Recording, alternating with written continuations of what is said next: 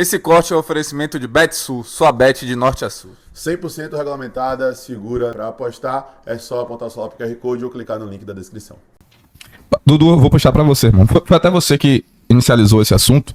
Mas caso o Bahia saia amanhã, tem que ser uma pauta, né? Caso saia amanhã, vai ser a decepção do ano pro Bahia, cara? Rapaz, eu diria que sim, velho, porque não que o torcedor do Bahia esteja contando necessariamente com uma final de Libertadores ou com uma super campanha, só que se espera pelo menos que você vá participar, né? Ou então assim, velho, é porque o contexto de amanhã é muito delicado. Você perder um jogo amanhã é você tá jogando, como foi bem lembrado aqui por Danilo, que realmente você tá jogando 3 campeonatos fora, você tá arriscando, e isso aí quer dizer, o Bahia vai ficar com um calendário de Brasileirão e Copa do Brasil. Acabou, é isso, porque não tem mais como se inscrever na Copa do Nordeste, já foi, não tem mais como jogar, não é permitido. E você tá perdendo uma Libertadores que o Bahia batalhou muito ano passado pra conseguir, ficou por um tris de conseguir ir direto pra fase de grupos, pegou novamente a pré-Libertadores. Então você sai agora, velho, você tá jogando todo um esforço, um trabalho do ano passado feito pra isso. Eu não gosto de falar no lixo, porque dá a ideia de que a campanha foi horrível e que não... Ó, os caras aí, tá sem microfone, mas rolou uma piadinha, uma alfinetada aí.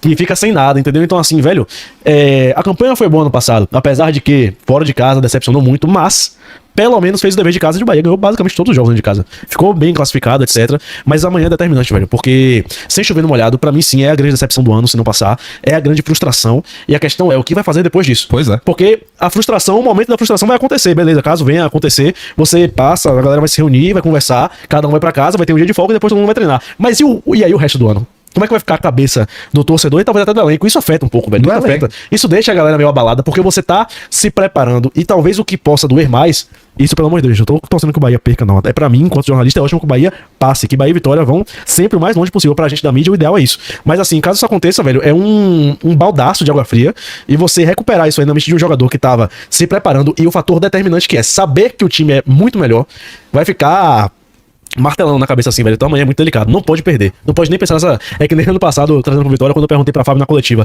E se o Vitória cair, ele falou, não pense nessa possibilidade. É claro que ele tinha um plano pra se o Vitória cair, só que ele não pode pensar nessa possibilidade, porque se cair, irmão, aí é um grande desastre, entendeu? Se o Bahia perder amanhã, é um grande desastre. Se você perguntar pra Ceni hoje, e se perder amanhã, ele vai falar, não há essa possibilidade de perder amanhã. O pensamento desse agora é esse aí. Depois, amigo, o que vai acontecer? Os caras vão se rebolar aí pra conseguir tentar aproveitar ao máximo a temporada 2026, mas é um grande buraco no planejamento do ano. Eu queria perguntar pra Danilo, queria agora de uma ótica como jogador, certo? Como é que o jogador encara essa final de amanhã? Porque amanhã é uma final, né? É isso, como eu falei antes, é um jogo tenso, é um jogo de errar o mínimo possível. Como o Dudu falou, assim, o Bahia se prepara há 2 anos para jogar essa competição. Então, assim, se não jogar, é uma decepção muito grande, até porque, se a gente for colocar assim, na teoria, o caminho do Bahia no passado era mais difícil que esse ano. Se for, quando saiu a tabela lá, você fala, esse ano ele tá mais tranquilo, teoricamente. Então, assim, vai ser um balde de água fria, o Bahia só perdeu um jogo no ano, se você for pegar Corinthians fora, o Vasco fora, é mais difícil, teoricamente, do que o O'Higgins.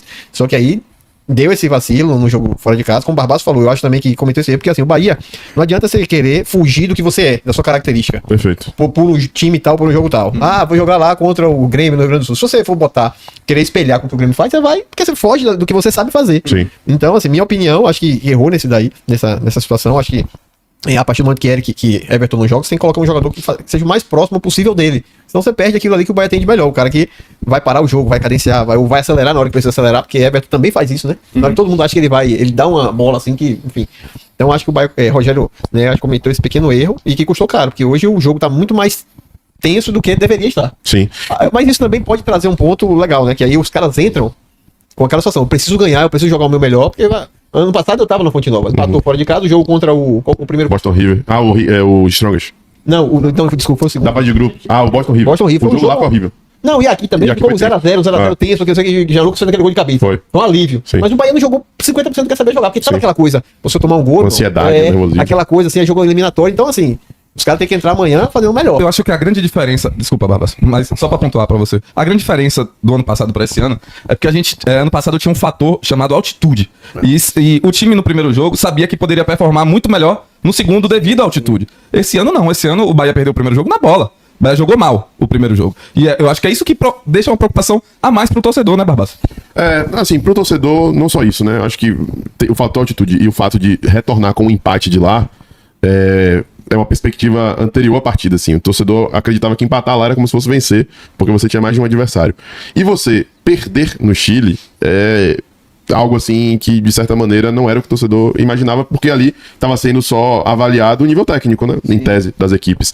Então, um empate lá não seria maravilhoso, mas também não seria ruim. Agora, voltar com a derrota gera essa apreensão, porque você tem que escalar uma montanha. Agora, Danilo falou algo assim, pra mim, fundamental, né? Que é sobre a essência. Rogério já deu a entender que, e isso foi visto nos aspectos positivos, nos jogos que tiveram fora de casa pelo Brasileiro. Que esse ano ele quer ter um time de mais força, né? Que ele quer ter um time um pouco mais coeso, quer ter aquele time que seja mais brigador, que feche mais os espaços. Ele quer ter um time que consiga vencer mais jogos fora de casa. Mas todo o processo transitório, sobretudo no futebol, não pode ser feito de maneira brusca assim. Você tem que manter a essência. O que fez o Bahia ser um dos melhores times dentro de casa em 2025 foi justamente essa essência, do time que tem a bola, que controla o jogo. Ah, posse de bola não define resultado, Barbas, mas o Bahia terminava todo o jogo com 70% de posse de bola, envolvendo o adversário e conseguia encontrar espaço uma hora, porque água mole e pedra dura, tu batida aqui pura. E criou chance pra caramba, né? E criou Porque tem chance aquele demais. time chato que tocava Tanto que a bola. maior reivindicação é pra se ter um camisa nova, time. O William José terminou o ano como artilheiro e ele terminou ano criticado. Porque o torcedor queria um camisa nova que realmente aproveitou. Essa todas as chances. falta de Everton Ribeiro no último jogo deixou evidente também o que a torcida quer. É. Quer um substituto à altura também. Já deu o jogador, meia boca entre aspas, né? Jogador que não é um substituto à altura, né? É só pra compor elenco, né? O torcedor quer mais. E assim, eu acho que, complementando o que o Barbados falou, eu acho que o Rogério, inclusive, tá certo nisso que ele. Sim, nisso que a ele pediu. avaliação é correta. A avaliação correta. E eu vou além. E eu, assim, pra dar eu acho que ele é um baita treinador. Acho que o trabalho que ele tem feito. Eu vejo muita gente reclamar de Rogério, mas assim, meu irmão, o que ele fez no Bahia nos últimos anos, do padrão de jogo que ele criou, do quanto hoje o torcedor vai pra Fonte Nova, sabendo que o time dele vai, irmão, jogar em cima do adversário o tempo todo, que vai amassar o adversário. Eu acho isso assim, eu sou super, eu gosto muito dele, do trabalho dele. Sim, E também. tem muito mérito dele. Assim, Rogério criou esse padrão pro Bahia. Então, assim, eu acho que toda essa avaliação que foi feita tem sentido porque precisou realmente de alguns jogos, caras como o Kiki, como o Roman, esses caras assim, criam uma casca pro time que tava faltando, até pra elenco, né? Sim. É como o Yuri falou, as dúvidas hoje do Bahia, por exemplo, dos extremos. Ano passado, quando não jogava Pulga ou Ademir, você não sabia, ficava uma dúvida, meu Deus, não sei o que, Kaique, sempre um. E hoje não, hoje tem 4 caras ali pelo menos, e ainda tem os meninos da base Sim. que estão dando conta do recado aí, né? Pelo menos no Que são Bahia. seleções de base, né? Vai ter Juan Pablo, tem uma Cauê galera. Furqui. Não, que você tava falando uma coisa interessante. O torcedor do Bahia já vai esperando um bom futebol, né? Interessante, fazendo uma analogia, claro, com o meu time com Vitória, né? A gente ganhou de 3-0 no último jogo contra o Galícia e a atitude do torcedor foi de revolta, de indignação, porque o time não jogou nada. O Vitória jogou muito mal. E apesar do resultado, não jogou nada. E é realmente isso. Isso é uma construção que Ceni fez durante todo esse tempo, pô. Com oferecimento de Betsul, você acabou de assistir um corte do Zona Mista. Exatamente, meus amigos. Toda terça-feira às 20 horas estamos ao vivo aqui no YouTube e você pode acompanhar o próximo convidado lá no Instagram, @Insta do Zona.